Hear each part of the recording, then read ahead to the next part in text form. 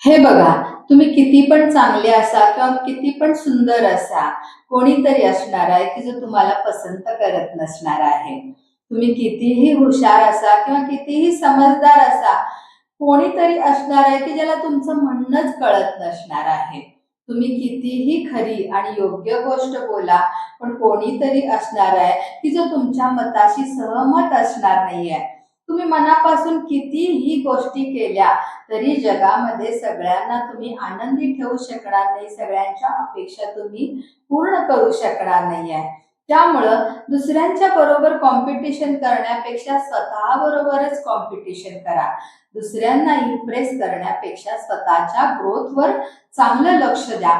कालच्यापेक्षा तुम्ही आज एक पाऊल पुढं असाल तर तुम्ही योग्य मार्गावर आहात.